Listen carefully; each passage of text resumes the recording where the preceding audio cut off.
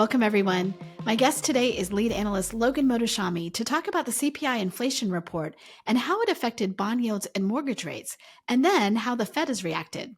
Logan, welcome back to the podcast on a day when you are wearing Go Taylor's Boyfriend Chiefs gear for me because you lost the your 49ers lost the Super Bowl. A bet is a bet, there it is. And I figured, what hat do I have that Travis Kelce might wear? So I had to bring this out, which I haven't worn in a very long time. And I got the shades on, and I'm trying to represent the bet as best as I can. You know what? I feel that you have done that. You have done what you said you would. A man of your word. Gracious in defeat. That you just couldn't overcome the Chiefs this time. So we could not overcome the 49ers this time. That was the thing. It's funny. It's funny. I could actually tie the 49ers Super Bowl game to the Fed right now because I was watching that game and I was entirely mad the entire game. Even when the 49ers scored in the fourth quarter to go ahead, even when they're driving, I sat there mad the entire game because I'm thinking, what are you doing? You're old and slow. You're not supposed to be this. You have to finish the game and win. You can't make all these mistakes. You're going to lose at the end. And I was thinking, this is the Fed. This is the Fed. What are you doing? What are you doing? And especially after this week, we're doing it again. So yeah, we have a lot to talk about. We do have a lot to talk about. Mad respect to you for this outfit. I hope, if people are listening to this, he's got a fedora type hat on, very big sunglasses, Go Taylor's Boyfriend shirt. It's a look. It is a vibe. And I appreciate the, going all in for the fact that you guys lost. So, okay, now we can turn I always ourselves. Go all in and everything. Yeah. Going all in everything, all day. Okay, so the Fed, what a crazy week. So, let's talk about, first we had the CPI inflation data and what happened there. So let's start at the top here, Logan. Okay, so first of all, everyone have to realize the Fed actually moves around the PCE inflation, not the CPI data. There's no dot plots on the CPI data. And one of the reasons why the PCE data is much lower than CPI is because the rent weighting is much different there. And we had talked about this last week, Sarah. I said, we need to do like a 6 or 8% mortgage rate discussion because I'm not feeling as comfortable if we are still up here over 4% with so much of the growth rate of inflation falling. And if some market mistake happens, the bond market can do it again to the Fed.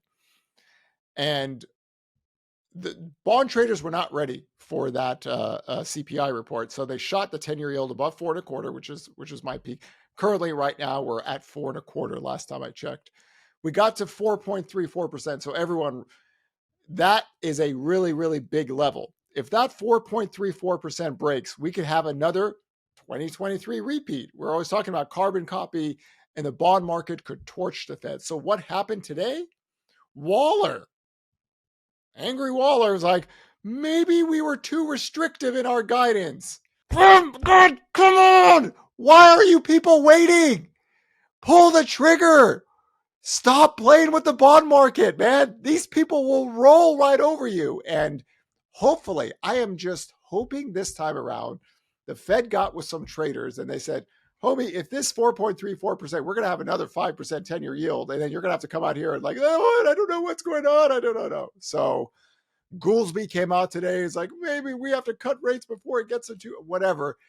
This is what old and slow is. This is the end of 2022 going all the way to here. And now they don't know what to do. They're like, oh, well, we might not cut rates, or we might do this, or we 2 to 3 rate, whatever it is. We are wasting time now.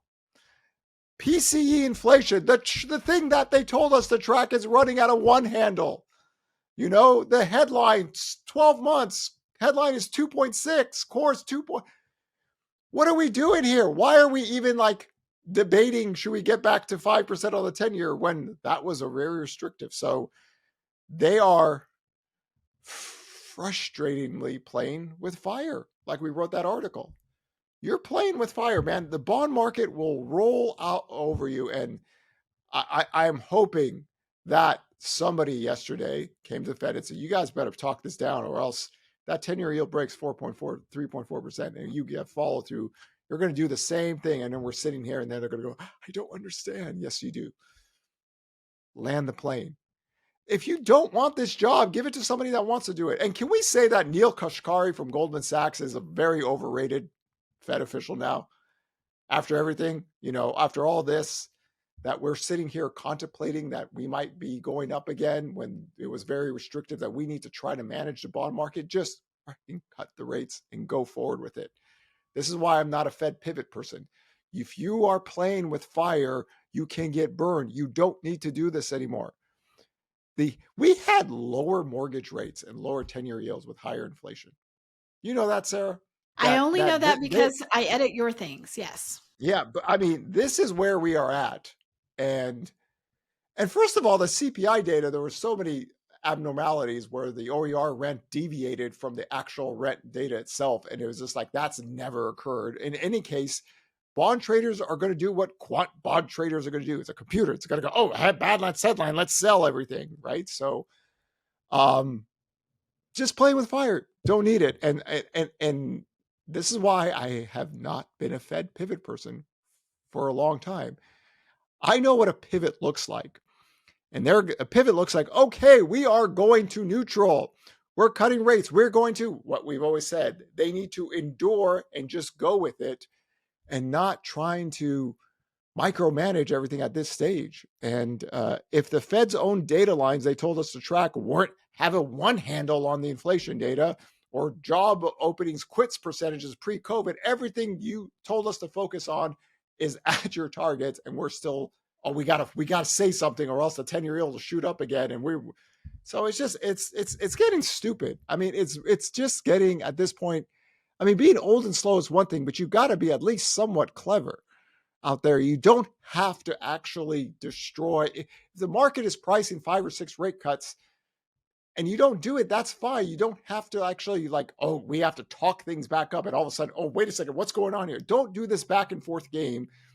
And you're just not good at it at this point. And now we're here again this morning waiting for Waller to tell us that, oh, maybe the Fed's was too hawkish, or our forward guidance is too hawkish. Let's not waste. We wasted so much time when the 10-year yield got to 5%. We had 8% mortgage rates when inflation's not breaking, and we got one handles now. Let's not do this again in 2024. If you don't want to ball up and play, just go walk, right? But let's keep everyone in page for what you had told us to expect.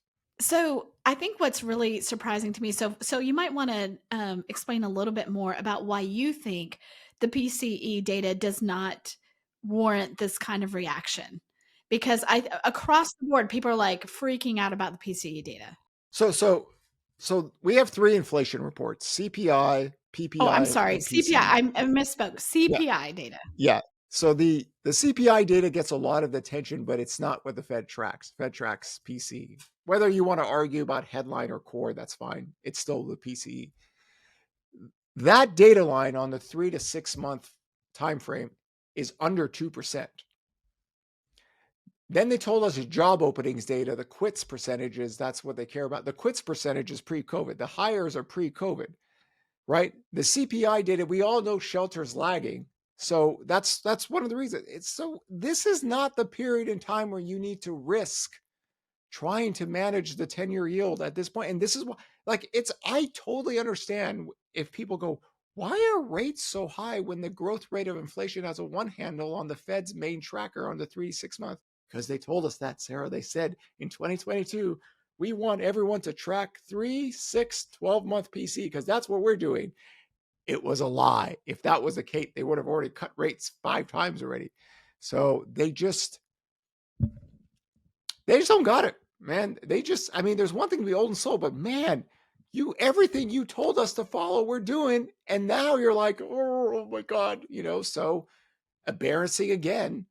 You got to bring Waller out today and say, oh, we were too hawkish on our guidance. And Goolsby's got to come out. Oh, we got to cut. I mean, really, are we literally doing this again in 2024? So that's at least, the one positive thing is they came out today and was like, whoa. Because I'm pretty sure some trader had to say, hey guys, You break this 4.34% like you did last year, you're risking that 5% 10-year again. And then you got to come out here and sound like a, happy Valentine's Day, everybody. Roses are red, violets are blue. The Fed is old and slow. Let's hope they stop being fools too. I mean, come on. Nice. I like this. The poet side of Logan coming out. Maybe it's the fedora. The fedora is you're just channeling this poet side of you. I'm challenging my Travis Kelce. I'm challenging Taylor's boyfriend, right? You are. No, that's good. So here's the problem, right? So here's the problem with all of this foolishness is that if you're in housing, it has real world consequences for you. Even this, even a couple of days, even a week of this in a time when we are, it has been a really challenging time. And now you have consumers deciding what they're doing for the spring buying season. And things are going up like this. You're just, again, it's that volatility that can kill housing. Sarah Wheeler, we are talking about a group of individuals that one of them said that the interest rate sensitive sectors are holding up well. And we are in the third calendar year of Great Recession lows, which I would argue are all-time lows because we have a lot more people working.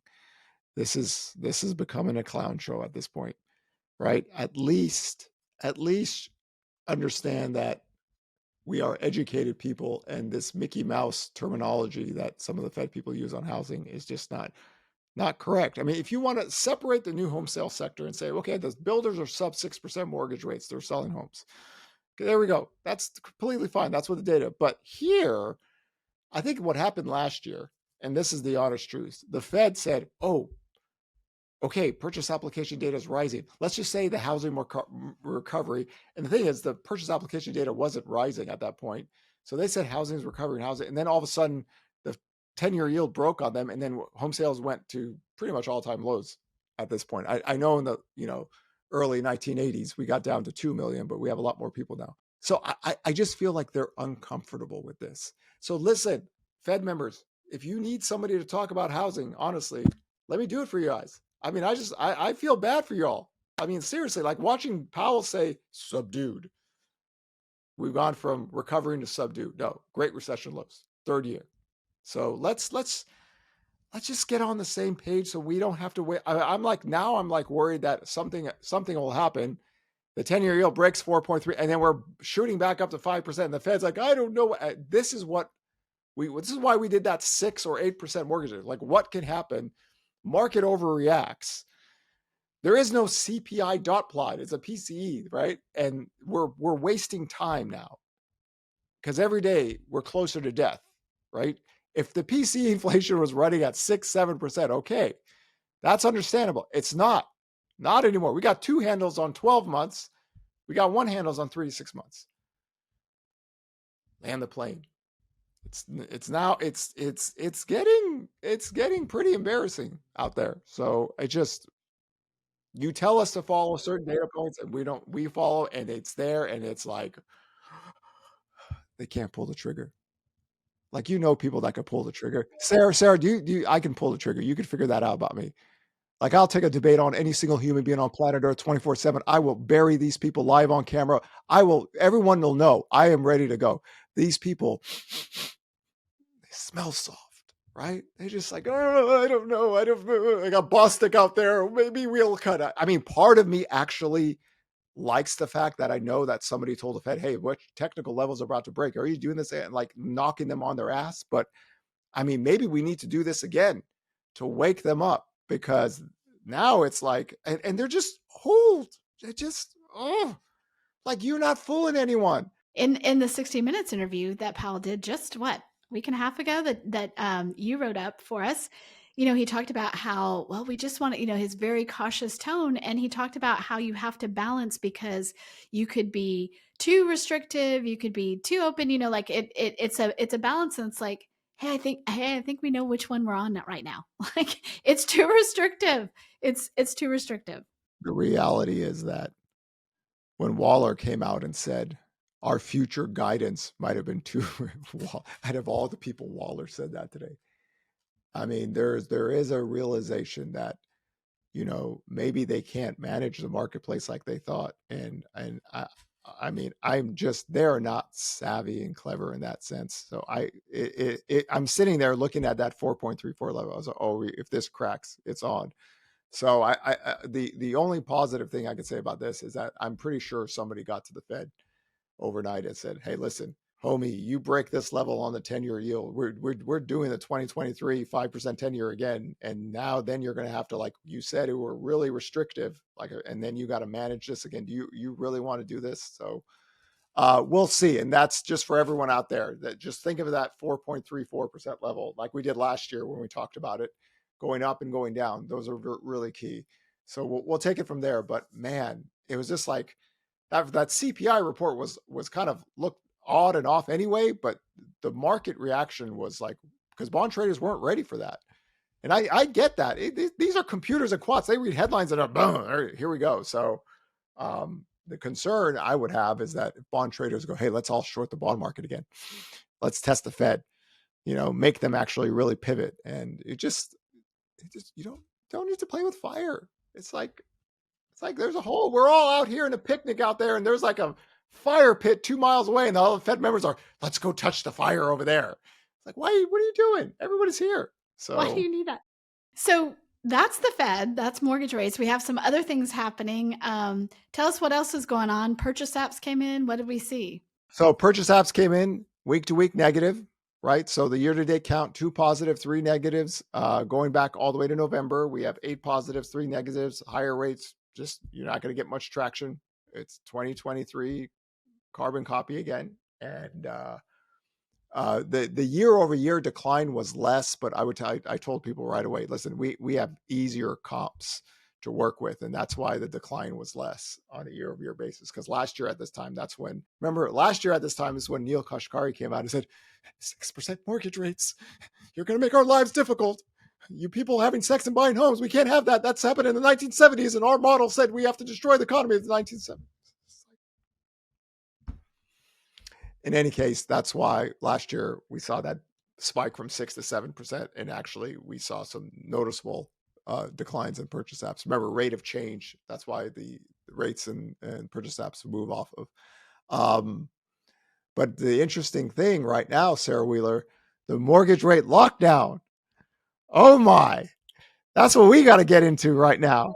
Okay, so let me just say this. There are a number of people who on social, because we had this, this wager about the Chiefs versus the 49ers, they were like, some people were like, well, yeah, but at least, Logan, you won the mortgage rate lockdown. But I have had quite a few people reach out to me and be like, actually, I agree with you and not Logan on this. And of course, even in our own company, there are people, we have a split decision. You know why mortgage people agree with you on the mortgage rate lockdown? Because they want mortgage rates to fall and demand pick up. They just want mortgage rates to fall and demand picks up. There's nothing about inventory, man. It's nothing about let's use this right now. Because I know in HousingWire, some of the people in Slack try to get lippy on me about the mortgage rate lockdown. I was like, okay, here we go. So let's think about this. Rates are up year over year. Okay. Inventory is up year over year. New listings data is up year over year. People said if there's a mortgage rate lockdown, inventory can't grow. New listings data can't grow. That's what I was told. And I was like, well, last year mortgage rates got to 8% and the data was pretty stable. That means we're at a historic low. We can bounce from there. So people said that, well, if mortgage rates fall and demand picks up, well, the inventory can grow. Well, listen, mortgage rates are higher. New listings are higher. Active inventory is higher. The price cut percentages are falling on a year-over-year basis, but the inventory is growing on a year-over-year basis. Now, I would argue that if mortgage rates were at 5.5, let's say rates fell all the way to 5.5, and we just channeled 6.25 to 5.5. Boy, we are pushing that seasonal bottom all the way out to April again, because we just don't have enough product. And when demand comes, and just remember, one of the reasons why inventory doesn't grow nationally for a long time, when a first-time home buyer that finances 90% plus their homes, they take that inventory off. They're not giving you a house. So this is a reason why we all do these charts that show mortgage rates go down, active inventory falls, right? Mike has a different way of, Mike Simonson from Altos has a different way of looking at it. I just do the credit channels, inventory channels. That's my thing. And here it is. Demand is not really growing year over year. Purchase application data has not had a positive year over year print for a while now.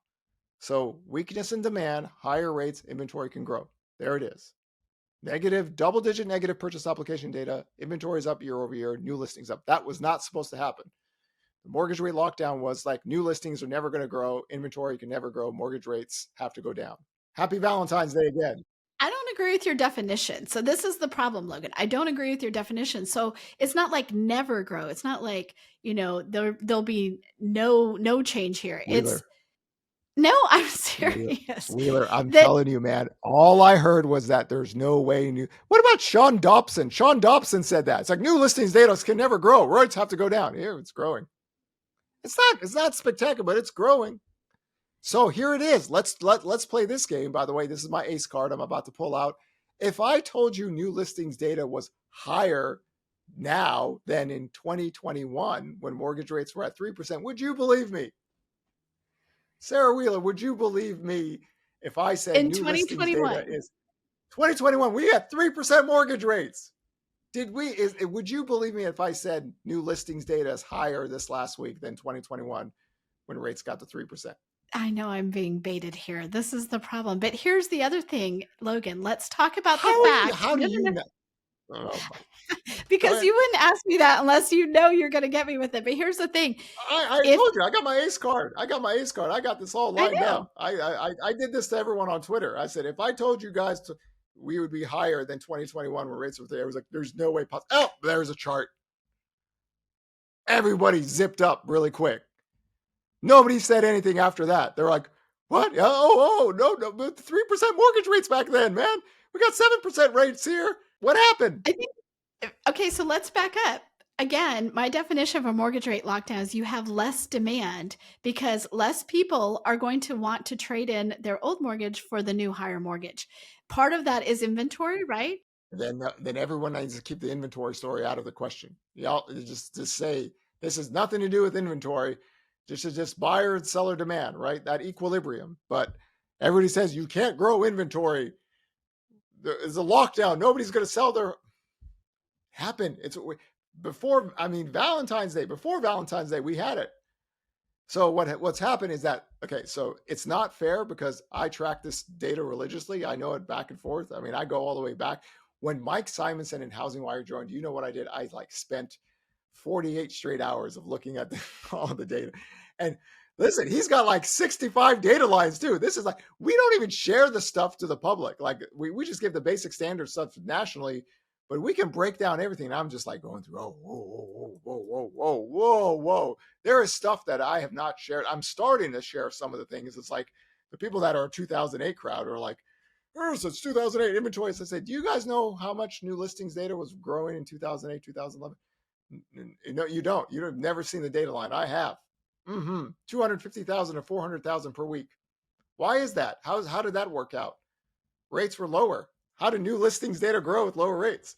Demand didn't, right? New listings count as demand that doesn't go on contract. So we have weakness in demand that also can actually grow the data line pool. So you had the biggest period in history. And let me give you some real crazy stats on that. It's seasonal, right? So let's say 30 to 90K, 2021 to 2024. We were in 2010 and 11. This is 2010 and 11 too. We were running 370 to 400,000 per week. That was a seasonal peak back then. Here we could barely, I think we had maybe a week or two over 90K barely. So there's a supply and demand equilibrium, and everything goes back to people. It's hard for people to do the supply and demand equilibrium in housing when credit channels are different. And that's my whole thing. I could spend 3 hours doing a dissertation on credit channels, running the entire housing market differently. Not only here, but just the U.S. economy itself. So don't be shocked that inventory is up. Don't be shocked that new listings data is up. But if you want to be shocked that new listings data is up on 2021 levels when it was 3% rates, that's what everyone said back then. It was people are going to rush to the market, sell their homes, forbearance, everything, and new listings trading back near all-time lows back then too. But this last week, above 2021 levels. Nothing spectacular or anything, but still above. And that was not supposed to happen with higher rates. I'm just sitting here shaking my head. I know you're shaking your head. See, I know you're shaking your head. I'm not, because I just think we're coming at it from a different point. But I do also realize what you're saying about rates. If it is all about inventory directly tied to rates, I understand that. I think we just have a difference of opinion on what a mortgage rate lockdown means. And so from that divergent point, we're coming All I to know is people different told me new conclusions. listings data could not grow with higher rates. They Okay, just, so and I'm just like, none of you people ever read the data line, so you're all just making stuff up out here. So okay, it's so been here for like 12 years. And and so people is in our that company were trying to people in the company were trying to like actually like debate me on this. No. So let's talk about inventory, since that was a silver lining of last week, right? Is that we did see inventory grow a little bit. Tell us about that. I am such a pro supply person. I just know the limits to what can happen in this kind of marketplace because homeowners aren't middle-aged men, stock traders. Man, you should see these Twitter people. You want to talk about a bunch of frauds and clowns and these people are just like you got to realize these are grown-ass men hiding behind stupid-ass names. And just like you got to think, man, it can't be pretty. It cannot be pretty being this bad. And if you just gotta hide your stuff, this is why I challenge everyone. Sarah, you have no idea what I'm gonna do in the next 10 years. I'm collecting every dead body that I collected in the last 12 years for this. But oh Lord, some of these people. In any case, I feel much better about the housing market when we're back to 2019 levels, just because if demand does pick up, the inventory channel gets hit lower. Now, a great test case is 2023, right? Mortgage rates just got down to like 5.99%. The seasonal bottom took all the way out there because that's supply and demand equilibrium, right? You cannot list your house and buy another one unless you're qualified, right? So the supply is a function of demand. And because of the QM laws, everything changed. And everybody's thinking that, we're going to all of a sudden throw away 13 years of data for a theory that we can't prove, but we inside ourselves, we believe it because it made sense. It made sense back in 2000 and 2005. Yeah, different credit markets. So the good part is active inventory is growing. The price cut percentages are down year over year, but I mean, it's kind of like we're in a normal housing market compared to what happened in the last 4 years. So that's the positive side.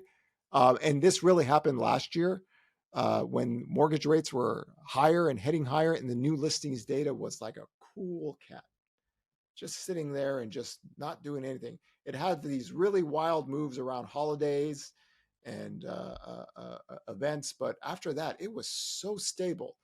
And that was happening with high rates. That should have been a cue on everyone. Boy, that is a unbelievable bottom being put in. And just remember, housing affordability, the total cost of housing took demand off. So that means supply comes off, right? In that sense. So unless you get a job loss recession, unless you get forced sellers, people just don't go, okay, I'm going to sell my house. And I didn't pre-qualify for a house out there. Okay. Oh, my house is sold right now. Honey, what do we do? Honey, I shrunk the kids. Honey, I sold the house without being pre-approved.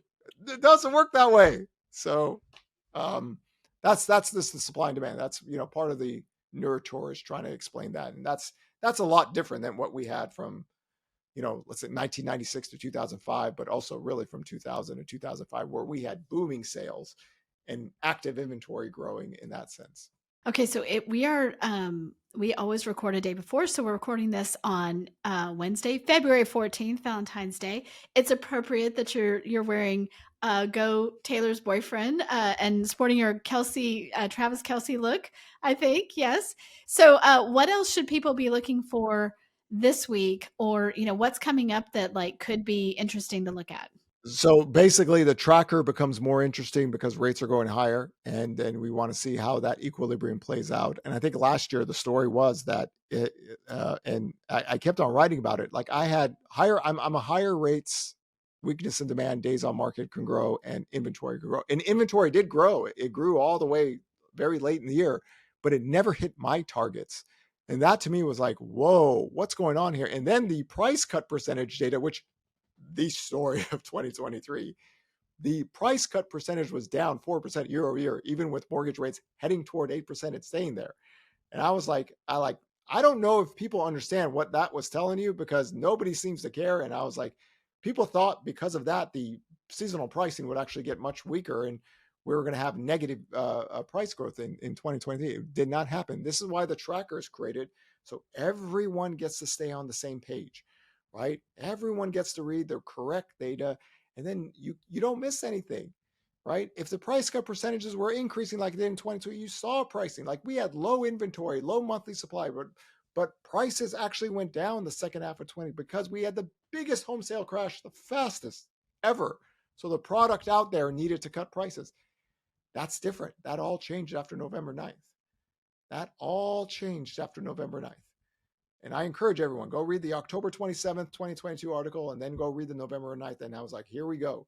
You're not going to believe me, okay? We're going to get this tracker article out and everyone's going to see. But when a few months down the line, because I've seen this in 2013 and 14, did this in 2018 and 19. And here we are. I understand the velocity of the biggest crash in sales. Prices follow volumes. Home prices are going down. You know, Sarah Wheeler, we actually have people out there that think home prices were down 15% in 2023. Like you like there's these crazy people that out there. By the way, everyone, you do not use the census data, the median sales price. So a good example about this. Why don't we use the new home sales data for the existing homes? Because they are two different marketplaces. But the makeshift of sales prices for median homes, if builders sell more smaller homes into the mix, the median price is going to fall down, right? This happened in 2017 too. I was literally debating the same people in 2017. People are, prices are crashing. Look at that. I said, no, they're selling more smaller homes into the mix. Are there price cuts? Yes, but it's not going to taint the entire existing home sales market because they're two different markets. This is why reading is a good thing. Right? If people believed in reading, they would know this. So I have to like somehow explain it. So do not any human being that shows the census HUD median price and tells you prices were down 15%, get that person a rehab, get that person a Rosetta Stone or some kind of book, or teach them how to read, get them to visually see, and because that was, and I even did a poll in Twitter and I was like, how many people think home prices were down? And they're like 11%. So we got 11% of people who don't read. And literacy rates are so high on the world.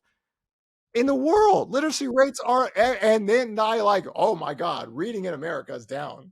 Literacy rates are high, reading is down. So there you go. Here we are. This is where that 11% comes from. So I would encourage all of our listeners. We put out the housing market tracker on Saturdays. Well, that is when I don't, when I'm not like in Disney World. A couple weeks ago, I looked down and it was you on my phone. I was like, it hit me at that moment. I had not published the tracker, so it didn't go up until Sunday. Almost always, I'm on my game. You're always on your game. It's usually me that falls down there, but almost every Saturday. You have a life. I don't. That's the thing, Sarah. You have a life. I don't. So this is all I do. This is what you do. So every Saturday, housing market tracker, looking at all of these variables. So Logan, thank you for being a good sport about your 49ers. And thanks for bringing this information to us. That's right. You're showing your t-shirt again. And we will talk to you again soon. Thank you so much. Pleasure as always, Sarah Wheeler.